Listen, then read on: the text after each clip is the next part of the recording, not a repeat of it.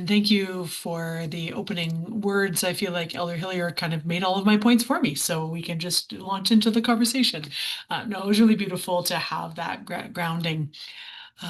So tanse kisha supernant ni tika tsan meskutiwa skaiga no chinia utpimisiwaknia. In addition to the kind of academic introductions that we often engage in these spaces, it's also really important for me to introduce myself and where I'm located. So like Jan, I am currently coming to you from Amiskwaciwâskahikan, which is the Cree word for the place that we now call Edmonton, Alberta, Treaty 6 territory in the Métis homeland. I have a long-standing connection to this place that we now call Alberta, as well as back to the Red River settlement through my dad, where I am Métis. I'm a citizen of the Otipemisiwak Métis Nation. We're also descended from Papas Chase, which was a First Nation who originally had recognition and signed treaty here in Edmonton, and then was dispossessed in the late 1800s, and we are no longer a recognized First Nation. And on my mother's side, I'm second and third generation British settler. I always like to say I come from the colonizer and the colonized, which is always an interesting space to occupy and informs a lot of the work that I do. I have been working with Indigenous communities in Western Canada since the start of my PhD, which was in the early 2000s, and been working with communities in various capacities since that time. And as mentioned in my introduction, I have been asked over the past 5 years, and even a little longer than that, the past 7, 8 years, to support nations in the sacred work of locating unmarked graves, and specifically around Indian residential schools. I will be speaking about some broad aspects of that work later on in the presentation. It is a very difficult topic, as Elder Hillier's words pointed out. It is really important to center protocol and ceremony in that work. It also can be really triggering because I will be discussing genocide and the impacts that had on our communities. So for folks in the space, I will provide another warning when I'm transitioning into that specific part of my talk. I just want to remind you to care for yourself as we address some of those difficult topics. Although I suspect if many of you are already in this space, you know what it's like to have to navigate through very challenging topics in our research as well. So the words of Elder Hillier really set up the first part of my talk quite well, because one of the things I think is very fundamental to a lot of the disciplines in which we find ourselves is the question of what are we doing it for? What is it actually doing and why? And how much of that is tied into these colonial scholarly academic practices that arise from very specific times, places, and bodies of thought and have been deployed to harm many communities around the world. Archaeology is one of those disciplines. And, as someone who was trained in a Western institution in archaeological practice, there was always this fundamental message that as archaeologists, we were the stewards of the past for the good of humanity. And it took me until really working closely with Indigenous communities, including my own family, to realize, why do we assume that we have the right to be the steward of other people's pasts as archaeologists? What is it actually serving? Who is it for? What stories is it telling? Archaeology is, of course, a handmaiden of colonization in the way that we understand it today. It has obviously its roots in imperialism and colonialism, the whole culture of European people going out into colonial contexts and collecting materials, including ancestors, and telling the stories of the places that they'd seen, and tying that into ideas of civilization versus other forms of life, and somehow putting European ways of being at the top of a continuum of evolutionary progress. The very foundation of archaeology is an extractive one. And this is something that I often have to remind people, is that it's extractive both in the physical sense. We literally are digging into the earth and taking materials out, but it's also extractive in terms of the knowledge and the stories of those lands. I am here in Canada, and in Canada, what most people know about the time before the arrival of Europeans to these lands, before the invasion, is shaped by archaeological practice. How long people have been here, where they've been living, what tools they were using. is still primarily an archaeological narrative rather than an Indigenous one. And in that way, it extracts and overwrites the stories of these lands since time immemorial. Archaeology was very alongside the development of many colonial institutions, most notably museums. The kind of collecting that happened in the late 1800s to establish museums across Turtle Island and frankly, across many parts of the world was very much this way of capturing a supposed disappearing way of life in the assumption that Indigenous people would no longer be here to be connected to our histories and our belongings. And that fundamental assumption has really shaped how materials have been engaged with and how they've been used to tell our history somehow on our behalf as Indigenous people. And then, of course, while archaeology may not have started out closely tied to a scientific method, it quickly became one. And therefore, a lot of the ways in which archaeological data and analysis is done relies strongly on the scientific method and very much based in Western ways of knowing. And I'm going to come back to this because it really shapes even the fundamental ways in which we practice archaeology and are trained to make sense of the materiality of the past is deeply, deeply shaped by these Western ways of knowing and this scientific practice. And science has often also been weaponized in archaeology to undermine other forms of knowledge and other forms of storytelling. So putting scientific archaeology at the center of knowing the truth of the past without really understanding the diversity of ways of knowing and telling those pasts. Archaeology has also classically been a very white, very male discipline. And that has meant that there are a category of people who have practiced archaeology and have practiced it with particular biases and particular contexts that has really left out so many diverse histories. Well, I'll be focusing here certainly on the Indigenous histories and the way that harm has been done to our heritage. This applies to many other people and many other voices and many other stories that need to be told.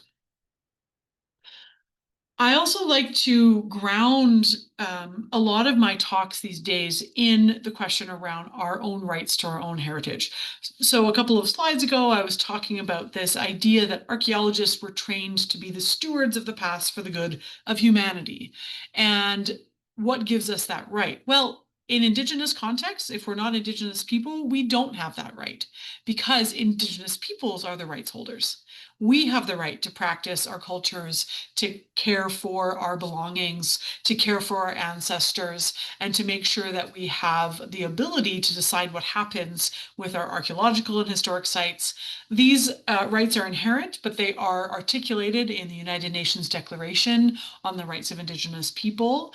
The ones that most clearly connect to archaeology are Articles 11, which is what's on the screen here, specifically around, archaeological sites and technologies, ceremonies, other things such as this. And Article 12, which is more specific to our spiritual traditions as well as our ancestors. So our religious and cultural sites, our ceremonial objects, and repatriation of human remains. And in both Article 11 and 12, and in all the articles of the Declaration, there's also what the state's responsibility to do. And so to ensure that there's redress for what has happened, for the belongings and ancestors and knowledge that has been taken from our communities since the arrival of Europeans on these lands. So what does that mean then for archaeological practice itself? And I have benefited a lot from conversations with other Indigenous scholars, with other scholars of color, specifically Black scholars, around the ways in which archaeology can be transformed so that it's no longer a discipline of extraction, but one that is actually about restoration. These are some of the ways in which I articulate an archaeology sort of that with restorative justice focus. First, it seeks redress for historical and ongoing wrongs. This is the harm that colonialism has and continues to do to our places, our belongings, our ancestors, seeking redress for that, seeking return of belongings and the right to make decisions about our own cultural heritage. It's about using the techniques of archaeology because there are powerful techniques that archaeology has developed over the past 200 years that are useful often and can meet the needs and goals of communities to reassert their rights, to make sure that they have their lands recognized. Radiocarbon dating or exploring the temporal scope and the sort of spatial scope of communities can be quite powerful, or using remote sensing and geophysics to try to map out unmarked grave sites. These are the application of technology that archaeologists use, but with an orientation to serve the community. So what does a community want and need, and how can we use the techniques to best address those wants and needs? It's also thinking about the role that archaeological knowledge has in seeking justice. This is most clearly articulated in my work that supports nations to map and locate potential unmarked grave sites, which has a very clear pathway toward justice for the children that were taken and never returned from residential schools, and ensuring that their resting places are recognized, protected, and wherever communities wish that those children are returned, and that someone is held accountable for what happened to those children. But I would also say that there are other ways we can orient archaeological knowledge for justice, and part of that is in the recognition of the harms of colonialism. But also those stories of survivance of the vibrant communities that we've come from and their history, which also can, I think, have a pathway to justice. Um, I think it can be really easy when we're thinking about colonialism and the violences of genocide to take a trauma-focused approach. And one of the things that I really seek to do in my archaeological work is also the ways in which we can use it to tell different kinds of stories that are not just about harm and trauma, recognize those impacts, certainly, but talk about those amazing lives of our ancestors.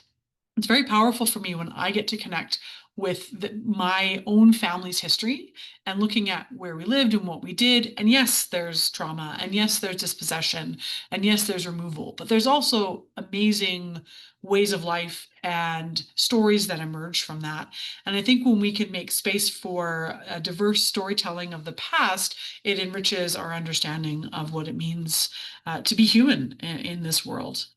And then there's a very clear undoing histories of harm and extraction, by which I mean belongings back, ancestors back, and land back. Because if you return all of the belongings that are taken from a particular community or territory, but still continue to take those out, then you're not addressing the full suite of the problem. And so at the end goal, at the end of this, that restorative justice is ultimately land back and self-determination, self-governance for our communities, like the way we had it prior to colonization. So, in framing an archaeology of restorative justice, I've also done a lot of thinking and engaging with a path to do archaeology in a way that is less head-centered and more heart-centered. This has been in dialogue again with many other scholars. None of these ideas emerge from us sitting by ourselves. They're always emerging in relation, and in this particular case, in close relation with the three co-editors of this book, Archaeology is the Heart, which is published in 2020. And this is Jane Baxter, Natasha Lyons, and Sonia Atelier, and then the many authors within the book who generously engaged with our invitation to reorient archaeology from starting from this very intellectual, sort of scientific approach to one that's grounded in the four chambers of heart-centered practice. So care for ourselves, care for others, care for lands and belongings and ancestors, and ensuring that archaeology itself as a discipline is less harmful. Archaeology has not been a safe place for many people, and there's been a lot of research especially over the past decade, to really demonstrate how unsafe archaeology has and in many ways continues to be. So how do we sort of center an ethic of care and recognizing our shared humanity while maintaining strong boundaries and creating ways in which people can feel safe in the discipline itself? We also really wanted to invite more engagement with emotion. Archaeology is as hard a sort of social science, right? We're trying to understand people through time and space, and yet there's very little scholarship around the role that emotion plays within ancient society, and certainly not a lot of space for us to feel within archaeological practice itself. And this was something we really wanted to invite others to feel through and to think about, both in terms of the ways in which emotion informs past decision making by people. Ancient people made decisions for emotional reasons, and are there ways to tease that out from the material record beyond the probably most common, or the two most common, which is sort of anger and grief, which are perhaps easier materially to see? What about the nuances of other emotions? Can we explore them? How can we access them from the material record? But also recognizing that we need to make more space for our own emotional engagements with archaeological practice. Places and belongings and ancestors have great emotional resonance. And most archaeologists that I've ever talked to know this. They've felt it, but they never talk about it, and they never use it as a source of knowledge. And I very much see emotion and our emotional responses to things as a source of knowledge. Knowledge doesn't only come from the head. And many other cultures and ways of knowing and being that are outside of the Western realm give a lot more space for emotion and spirit as ways to make sense of things. So, can we find space for that within archaeology? And then the third chamber of heart centered practice is relation. And of course, this is very tied to a lot of work done by many Indigenous archaeologists and related scholars over the past, well, since time immemorial, but academically over the past 30 years, that really talks about the role that relationality plays in our communities. And so a lot of our understanding of relation in this chamber comes from how to be a good relation, what happens when we put relationships at the core of research rather than research questions or analyses or methodology, but starting with being a good relation and seeing what emerges from that. And then also seeing that in terms of how we understand the materials of the past themselves. And I'll come back to that because this is very, very important in my own work in terms of my own relations with the belongings of my ancestors.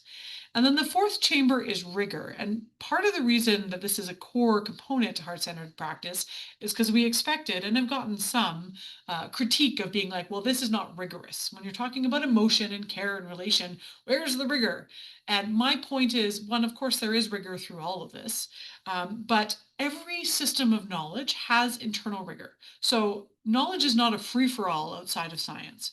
Certainly within my own community, I do not have access to all the knowledge of my community, and I have to earn the right. I have to go through training and education. There are knowledge holders in our culture who help to shape what that is. So rigor is not unique to Western systems of knowledge. Every knowledge system has internal rigor. And in addition, I think there's actually a relationship between how much we are caring about the work that we do and in good relation with people and the quality of the research we do. I work really hard to do the best possible science I can because I would never want to tell a nation that I've found a grave of their child if I'm not sure I have with the science that I have available to me. It actually makes me a better scientist to care because I'm careful, and in multiple ways of understanding that particular word, careful. And so I think that there's also, it actually improves my rigor when I center those relationships and center that care rather than centering academic achievement or getting the next journal publication or getting a certain number of citations. So this is the four chambers of heart-centered archaeology, which also really inform my practice.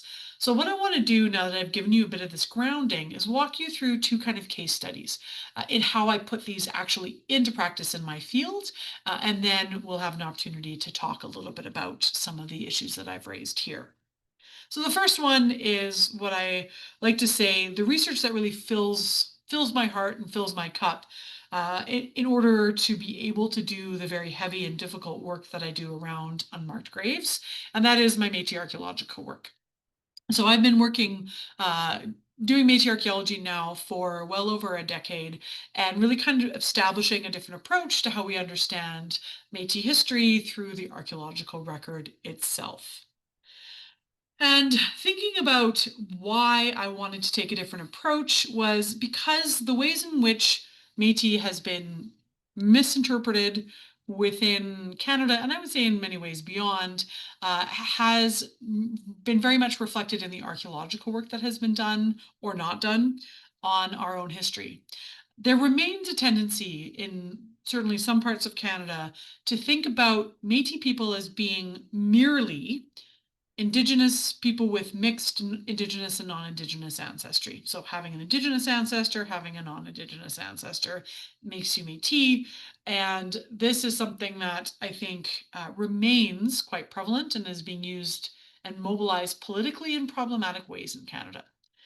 And of course, this is part of our history, as how I understand myself as part of the Métis Nation, distinct people, because our first ancestors were often a European fur trader, often from France or the Orkney Islands, and an Indigenous woman who had children. But in my family, that generation is 5 or 6 generations back on all the branches of my father's family tree that I can trace. Their children of that initial union married children from similar communities for generations. So they married other Métis folks and formed a culture, a community, a sense of nationhood, language, dress, cultural practices, and material culture. So while it is a part of our story, it is not what defines us. If I had, say, a Cree grandmother, I wouldn't be Métis, I would be part Cree. And so this is the difference, is that I am Métis because my family has been Métis for many generations and living in that life way. So I am part of the Métis Nation of Canada. We have a very specific history and we have a distinct homeland. And the homeland is in Western Canada. And the sense of nationhood among our family kinship networks has really existed for well over 200 years. And it first was sort of directly expressed in the raising of our flag and the declaration of a new nation in 1816 at the victory at Frog Plain, and also known as the Battle of Seven Oaks. This was a nationhood that already was in place. And the reason that Métis people resisted the Dominion of Canada in 1869 and then again in 1885 was because Canada did not recognize our nationhood. So we pushed back and said, you need to negotiate with us nation to nation. We're going to establish our own provisional government, so which is you see a photo of here, and the center is Louis Riel, one of our main, most important leaders in this. And so it's very much a sense of nationhood. And the vast homeland that we have, therefore, it's always First Nations territory, I make that very clear, but we do have connection to this place and we do have a material record in this place. And for me, this is also very personal. So these are two representations of my ancestors. The photo you see here are my great great grandparents. So Alexis Supernant was born in near Lesser Slave Lake, Alberta, so about 3 hours or so north of Edmonton, in a place called Gruard. And then his second wife is here, Marie Flora Gaucher, who was born in Lac Saint Anne in 1885, and that's a very important Métis place as well, about 45 minutes northwest of Edmonton here. And I really wanted to know their stories because I grew up disconnected. My dad was in foster care, and we didn't grow up hearing about these people. And I actually received this particular picture from my uncle, who's my late uncle, who had shared it with me. And it was the first time I had any pictures from that side of the family beyond my dad. The other image here is the script record of my 3 times great grandmother, and she was Papa's Chase, but she married a Métis man. And this is the document that enrolls her in what was known as Métis script. For those in Canada, you might be familiar with this, but I know we have folks from other places. This was a system designed to kind of settle the Métis land question. So rather than treaty, which Métis folks don't have, although members of my own family are also treaty, it's very complicated, really depended on who was where, when, where they were living, and how they were aligned with kinship networks. But for a number of folks, they took this Métis script. So the idea was this would then extinguish any other claim to land that Métis people had through assigning them either a certain number of acres of land, so either 160 or 240, or paying out cash money in for the individuals on the script record. They are amazing documents for trying to reconstruct and reconnect a community, but they were an object of our dispossession. And so this is, I want to know her story as well, because she was born in the Edmonton area in December of 1854. And I want to know about what her life was like. So when I started getting into doing archaeological research, I went, of course, as any scholar does, and see what have people done before when I first started doing this work, and realized that there hadn't, first of all, been very much done, and what had been done with very much a focus on our mixedness. So most of the earlier reports and even the academic publications were very much taking that mixed or hybrid or creolization kind of approach. There's a lot of emphasis on how we were trying to be more like our European cousins than our First Nations ones. There was a assumption that we didn't use any material associated with First Nations, such as the making of stone tools. And so very much this dismissal of our connection to our indigeneity, but also this sort of hybridity, mixedness was very much at the core of all that, which of course was very frustrating for me because they weren't asking the right questions. And this really brought me to back to this question of the way that Western frameworks inform archaeological and many disciplinary sets of knowledge, especially those connected to sort of science. And that's because the way that I was taught to do science was to kind of divide the world into smaller and smaller and smaller pieces. And the whole process of like taxonomy, we see this in biology, for example. We also see this in archaeology. This idea of getting down to these little pieces and then reconstructing things from those boxes that we put things in. So materially, we do this all the time. The type of material that we're looking at, the context that it's from, it's all these sets of boxes, and then we try to make inferences based on comparing things in these boxes. It assumes, however, separating out things into like, and there are many, of course, different ways to do this, but it also treats those materials as objects and specimens, things to be weighed and measured and evaluated and curated and stored and saved. But it assumes this sort of inanimacy of these belongings and ancestors. And this is very much inherent in many different scientific practices. And I certainly was taught to do this, to measure every tiny piece of stone and put it with other pieces of stone that were a similar size and a similar type, and then run statistical analyses to see what that told us. And this is very limiting in terms of the stories that it can tell. And when I was thinking about Métis archaeology, even that box of like mixedness assumes purity, right? And it assumes these sort of existing categories of people that somehow were then mixed together. And this is also very problematic framing. So I started a project called the Exploring Métis Identity Through Archaeology project, where I first went to, at that time, the Métis National Council and said, hey, I'm an archaeologist. What would you like to know more about? Can I be of help? What are you interested in? And no one had ever asked them that before. So the first really focus was just establishing our material presence. What did it look like on the homeland? And how could that help us support our own assertion of our rights? In part because the homeland is a bit controversial at times in terms of where the boundaries are, where we were when. So there was interest in just saying, what can the material record tell us? How can it storytell? How can it help support our nation? There was also an interest in not necessarily starting with digging.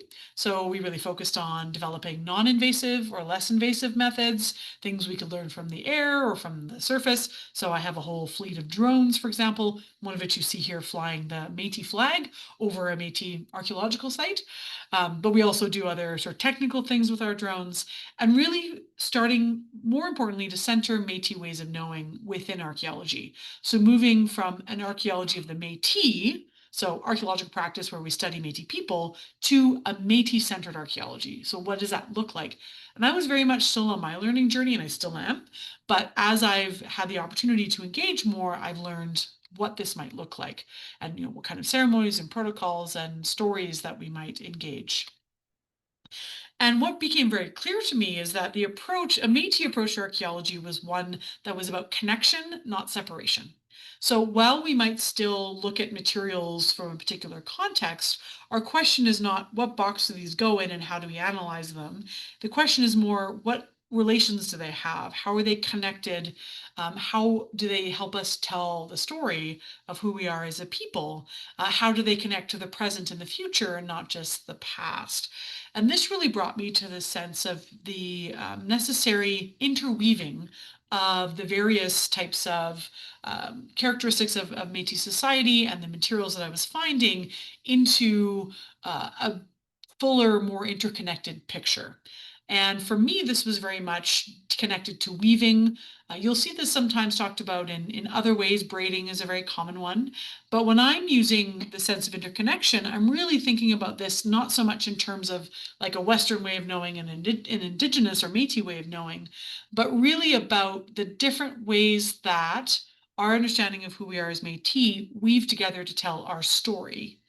And in this case, what I have here are some of the core areas that myself and many other Métis scholars in particular have identified as some of the core aspects of who we are and where we can look at our distinctiveness as a nation and a people. And this really is about what Brenda McDougall and Nicole St. Ange articulate as family, mobility, and geography, reflected here as relations, mobility, and geography. And then I also see the significance of that daily life, so the ways in which our families were living on the landscape and the way that they were making that living as daily life and economies. And the point of this graphic is not to say I'm going to pull out geography and look at it, but that I can only make sense of our landscape and the places that we were in relation to mobility, relations, daily life, and economies. You can't pull one thread, the whole sash will unravel. And in this case, it's really about those parts being woven together.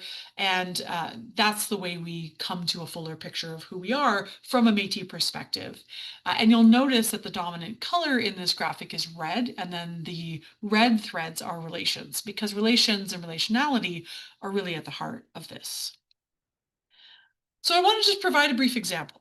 And what does this actually mean in practice when I'm approaching the work from a Métis perspective? There are many places where Métis folks were across the homeland. One of the most distinctive types of material that we find at Métis sites relates to Métis beadwork. So we're known for beadwork and embroidery patterns that are very distinctive. They often involve florals of particular types and beads of particular kinds of colors. These were mostly done by Métis women, but mostly worn by Métis men. So there's many sort of colonial reports of these floridly dressed Métis men wandering about the prairie because they were often bedecked and bedazzled by their women kin with beautiful embroidery and beadwork. Now, Métis women were making beadwork at a variety of our different places and sites, and we find beads in the thousands when we're looking for them. So when archaeologists are designing their methods to be able to find beads, they are by far the most common belonging we find at known Métis sites. And I've done work at sites that Métis were living in winter villages throughout the later half of the 19th century, so from about 1840 to about 1880, and we find in the cabin floors where these cabins were built out on the prairie and the parkland, thousands and thousands of beads. Most of the time, they are from women beading in the cabins in the winter. And, a bead falls to the floor or they're discarding a not quite perfect bead and they end up in the dirt floor. And if, once it's on the dirt floor, it's not coming out again until an archaeologist comes through with a tiny sieve. But occasionally, and in this particular case, we find other expressions of beads in the archaeological record. So what you see on the slide here is actually an intact part of a beadwork pattern that my grad student Eric Tebbe first uncovered in 2017 at a site in southwestern Saskatchewan. It's very, very rare to find a beadwork pattern still in its shape in the ground. So when he came across this, of course, it was a big deal. And we worked really hard to try to take this beautiful piece, remove it from the earth without disturbing the pattern. And then I talked to museum folks about how to, solidify the earth around it to make sure that the beadwork pattern wouldn't fall apart. And I had to do this in a lab. So I brought it back to the university. We took out this chunk of earth and I was adding all these like compounds and chemicals and stuff to make sure that the beads would stay in place. And it was a process that let me realize how much this particular relation did not like being in a lab. I started dreaming about the beadwork. I started like feeling like this pull of like this, I'm not happy, I don't want to be here. And I realized that I had been treating this beautiful relation and belonging as an object. And this is partly because I was not centering some core teachings from our community, and this is one of them. So this is the concept of Wakotwin. The words that you see on the slide here are by a really well-known, well-respected, and beloved Métis elder knowledge holder, Maria Campbell, who talks about Wakotwin as not just about relations and being in good relation, but honoring and respecting the ways in which we're interconnected with all things. So, and that we have responsibilities and reciprocal obligations as part of a web of relations. And Matt Wildcat talks about this as Wakotwin as a concept, a law, and a practice. So it's an idea. It is also a law that we must follow, and it also has to be practiced. So when I was working with this beadwork piece, Wakotwin was really something I had to enact because this beautiful beadwork piece is not just an object to be studied, it is part of my webs of relations. And therefore, I have reciprocal responsibilities to make sure that this particular belonging is cared for in the way that my community wants to care for it. So what that really does is it really shifts and changes the way we think about, well, the way I think about archaeology. So I use the term belongings very deliberately because artifact is a holdover from other languages, which sort of again assumes this object-centered nature of the belonging, whereas belonging centers its relations to the people who owned it, lost it, discarded it, whatever they did with it, but that it is still part of our community and our belonging. So therefore, this particular belonging also needs to be thought of in a different kind of way. When I looked back at how beads had been categorized in earlier Métis archaeology or related time periods, we have again categorizations. So beads either fell into clothing, adornment, or personal types of categories. And this is something that's very common in certainly in historical archaeology in North America to kind of put things in these categories of use generally and function. And I was like, well, I mean, yes, it is something you wear. It is something that is connected to people. It is something that is often part of clothing.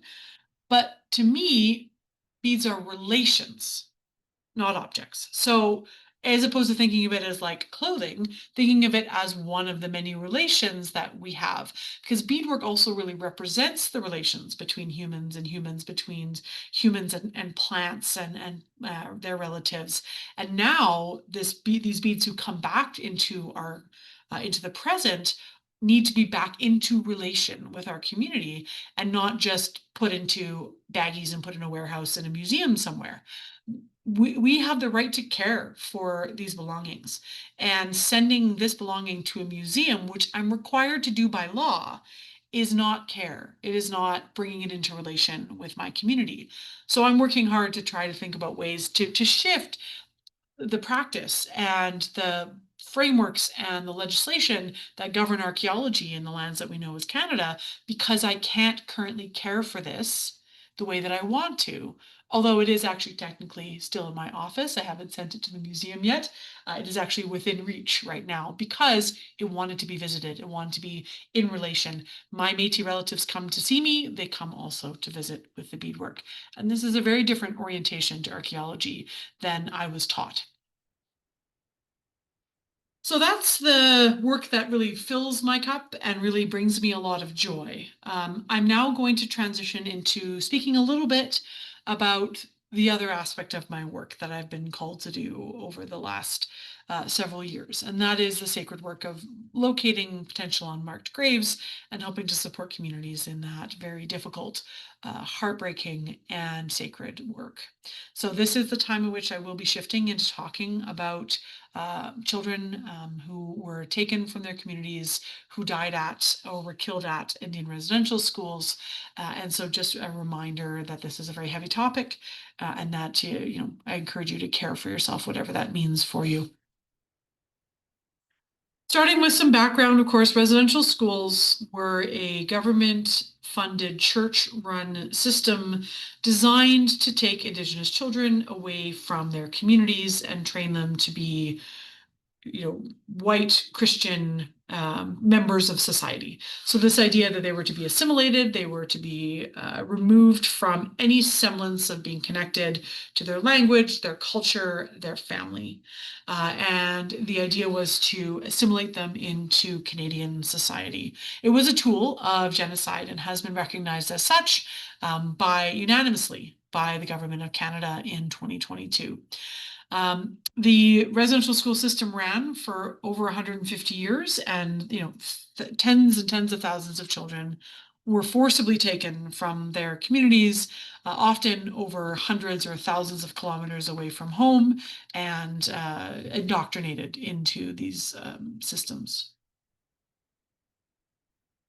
There are many institutions connected to the residential school system. There are 140 recognized Indian residential schools. That recognition is primarily tied to whether or not they received federal funding to operate, and not necessarily the full scope of residential schools or related kinds of institutions, including sanatoria and Indian hospitals, and other forms of schools that are not recognized. We know that there are at least 150,000 children who were forced to attend institutions, and this was law in Canada. So um, families who tried to resist having their children taken were subject often to RCM, like the police enforcement. They could go to jail, and there were stories of Indian agents and RCMPs or Royal Canadian Mounted Police officers coming, to different houses in a community and taking children. Um, Thousands never came home. We don't really know how many. That is still work that is underway. Um, estimates can range, but I would say when all the knowledge that we can gather from community and archives, when the dust settles, it'll be a minimum of 10% and probably more that never came home. And many of them died at the schools and were buried somewhere nearby. Some tried to escape and died along the routes home.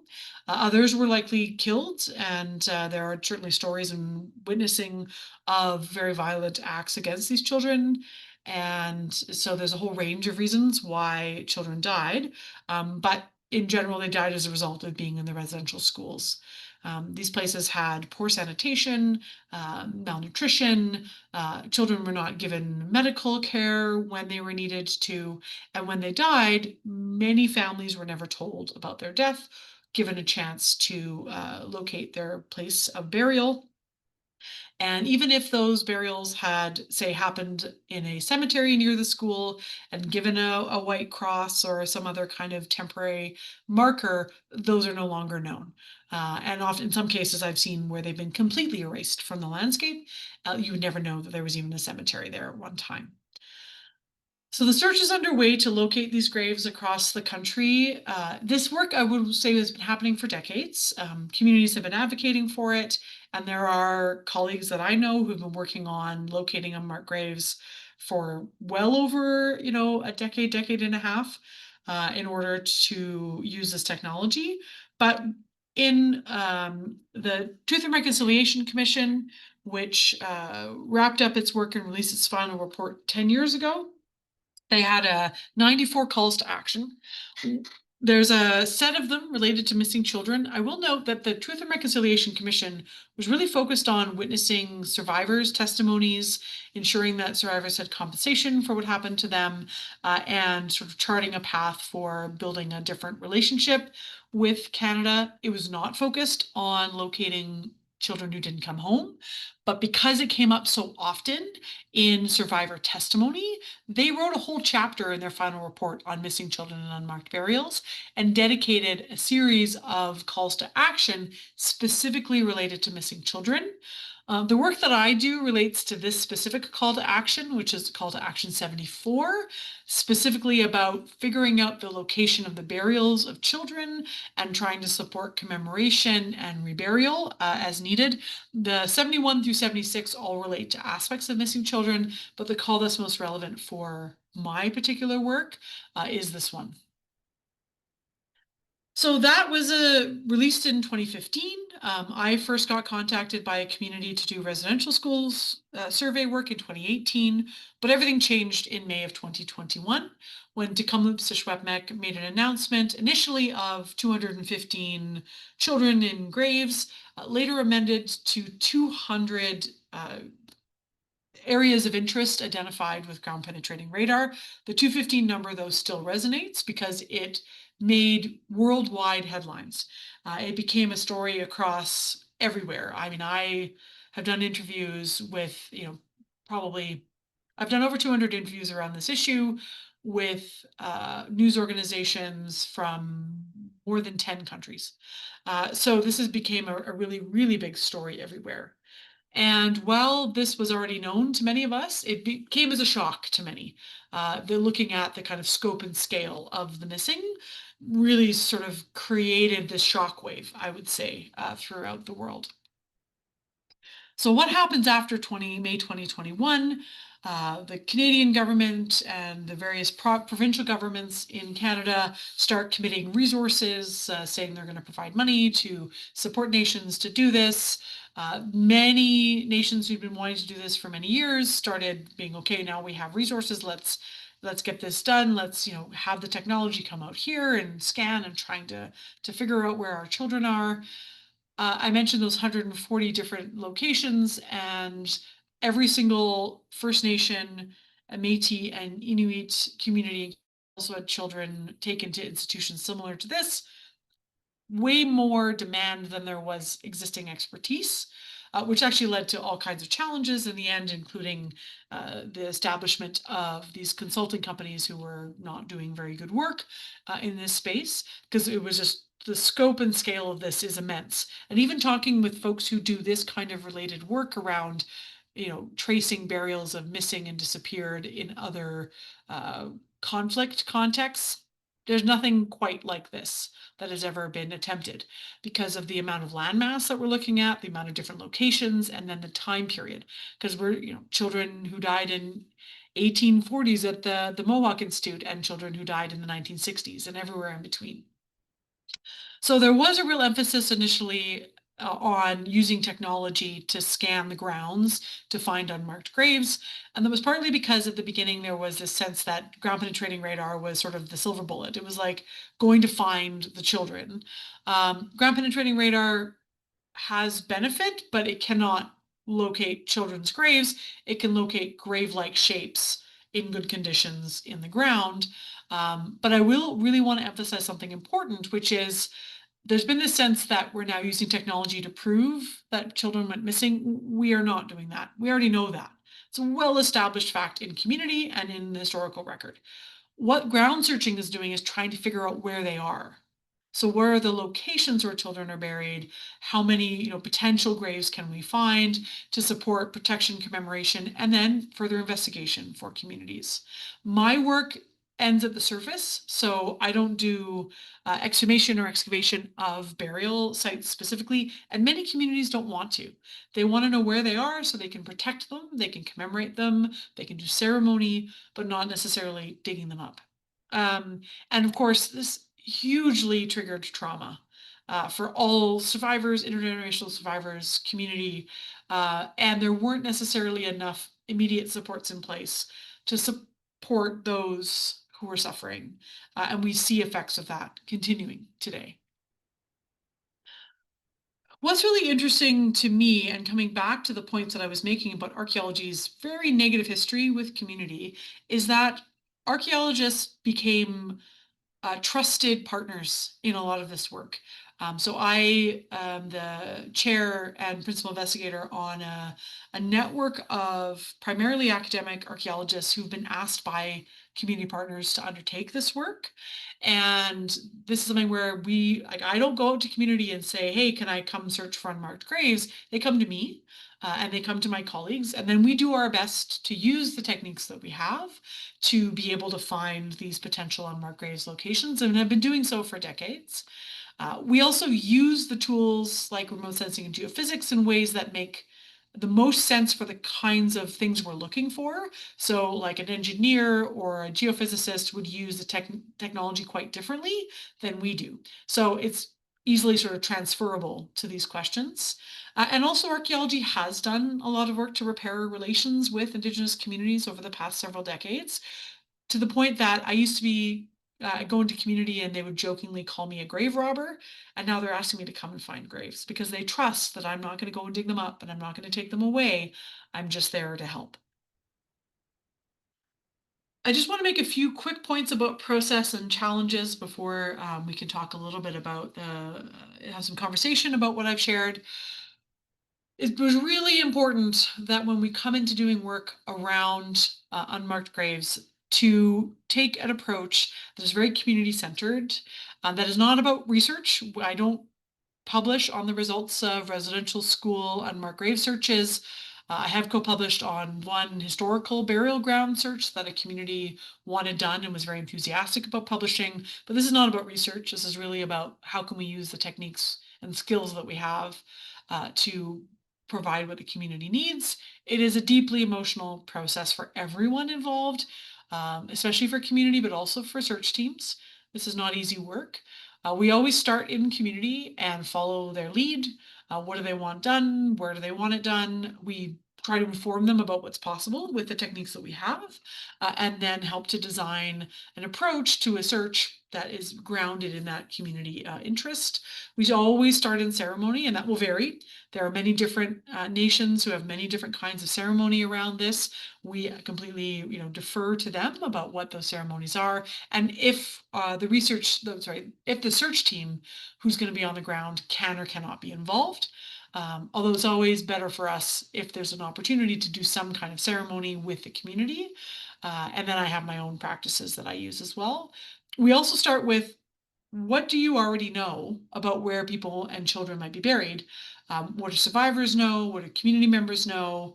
And we start with that and we shape our search approach based on where communities have seen, have knowledge of, have identified as high priority. We then talk about the limitations and challenges. There is no technique that I have at hand that alone will tell you that there's a grave present. I can combine multiple types of techniques to say it's very likely there's a grave here, but that's as far as I can get. I can't tell you who's in it. I can't even confirm with 100% certainty that it's a grave, but I can get pretty close in good conditions. There's also conditions where some of our technologies don't work, or there's nothing left to be uncovered because the land has been so modified since the time the school was in operation. We also do our best to provide results as quickly as possible because these are often very urgent situations, and upholding Indigenous data sovereignty. I mentioned in my Métis archaeology section that I have to send that belonging to the museum by law. That undermines our sovereignty, of course, in terms of the data. In this space with residential schools, at least where I work, I don't have to give anything to anyone else other than the community, and then the community decides what they want to do with the information. If they want to share it or not share it, I can uphold data sovereignty. It's been a long 4.5 years. I have me and my team have worked at 14 different school grounds doing searches, and we've learned a lot. These are some of the things that we've learned since Tecumseh Schwetmek made their announcement. One is you got to make sure that community supports are in place before you bring out a ground penetrating radar unit or any kind of technology because it's super triggering. And in some cases, we were out there and that support and that conversation had not yet fully happened. Those necessary ceremonies and protocols ensure the spiritual safety of everyone involved. I have noticed differences in spaces where I'm in less ceremony and then have more negative impacts from that. So it's really, really important. Communication was a huge issue, especially at the beginning, and especially the way that information from Kamloops kind of spread was not necessarily connected to what was known. So we always talk with community about who's saying what to whom, what kind of words are we using, what kind of confidence do we have. Clarifying those expectations is also extremely important, and making sure that those data sovereignty is protected by agreements. We have definitely heard from communities who signed contracts with consultants who never gave them back their data. So making sure that there are clear agreements that support sovereignty is really, really key. So last week, the federal government tabled their 2025 budget.